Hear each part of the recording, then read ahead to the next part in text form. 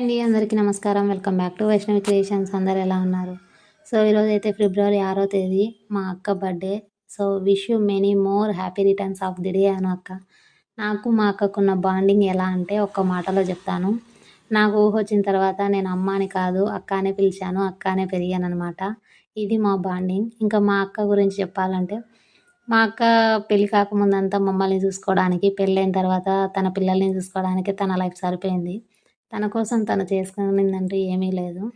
ఎప్పుడు మా గురించి ఆలోచిస్తూ ఉంటుంది. ఒక్కొక్కరి లైఫ్‌లో ఒక్కొక్కరు ఇంపార్టెంట్ ఉంటారు గదా!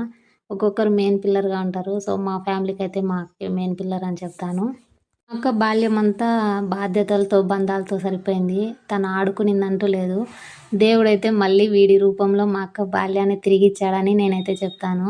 వీడొస్తే గనక మా అక్క అసలు ఎవ్వరిని పట్టించుకోదు. ఎవరి గురించి ఆలోచించదు. ఏ బాధలు ఏవి ఆలోచించదు. వీడొస్తే వాడితో చిన్న పిల్లలాగా ఆడుకుంటూ ఉంటుంది. చాలా హ్యాపీగా ఉంటుంది. దేవుడు వీడి రూపంలో మా అక్క సంతోషాలన్నీ తిరిగి ఇచ్చాడని నేనైతే అనుకుంటాను. సో, ఇలా ఎప్పుడు మా అక్క సంతోషంగా ఉండాలని, ఆ దేవుడు దీవించాలని మనస్ఫూర్తిగా కోరుకుంటున్నాను. మీరు గూడా మా అక్కకైతే విషెస్ తెలపండి. మళ్ళీ కలుద్దాం. Thank you. బాయ్.